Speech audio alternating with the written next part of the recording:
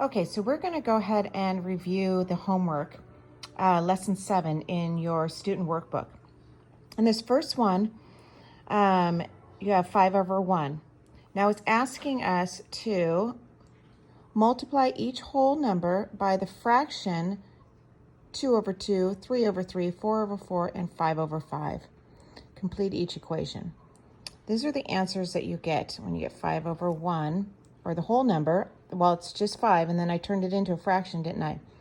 So you have 10 over 2, 15 over 3, 20 over 4, and 25 over 5. And I'm going to talk a little bit about how I got those, but these are what we call equivalent fractions. All of these fractions are equivalent to this whole number 5.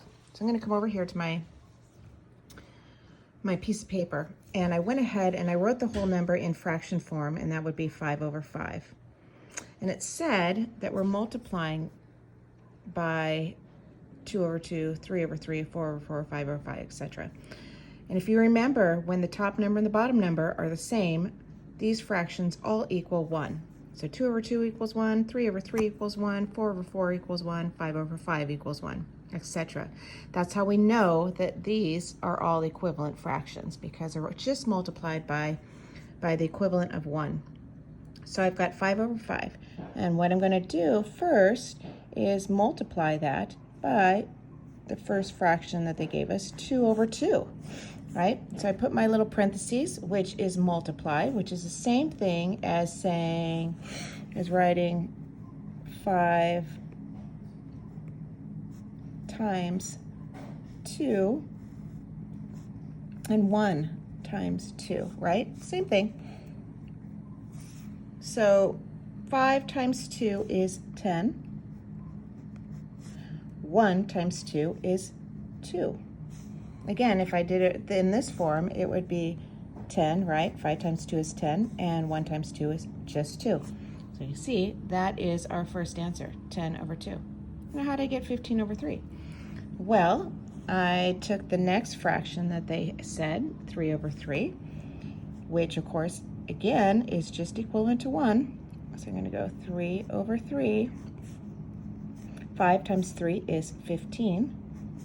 1 times 3 is 3, right? Again, that would be like saying 5 times 3 and 1 times 3. And as you know, that's just 15 over 3.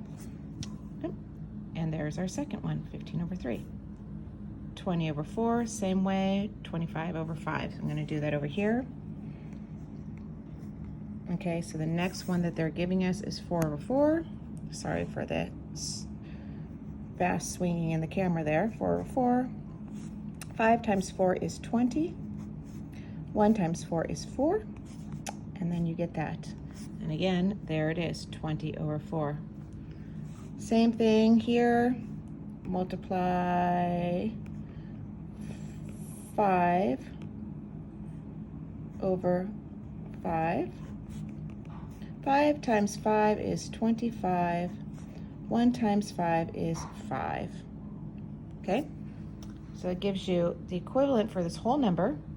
The equivalent fractions are 10 over 2, 15 over 3, 20 over 4, 25 over 5.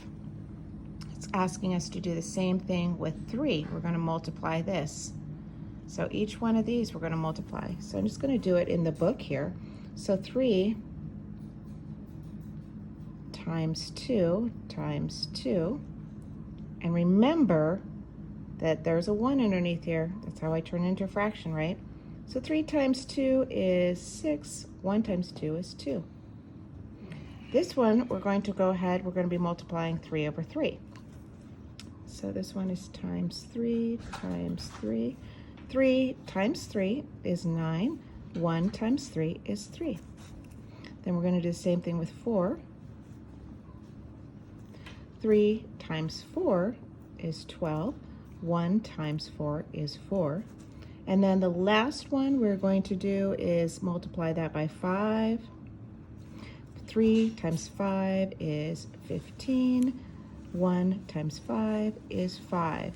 So the equivalent fractions for 3, the whole number 3, is 6 over 2, 9 over 3, 12 over 4, 15 over 5. And then one more thing I wanted to recognize, have you recognize, is all of these equivalent fractions, same with these. If you notice, the top number is bigger than the bottom number. Top number is bigger than the bottom number. Top number is bigger than the bottom number, and so on. And remember when I said if the top number is bigger than the bottom number, then the fraction is greater than 1. Well, of course we know that because look, the whole number we're doing is 5, and of course 5 is greater than 1. Same with this, whole number, 3, bigger than 1, and of course we can see that all of our fractions show that the fractions are greater than 1. How much greater? 3 times greater.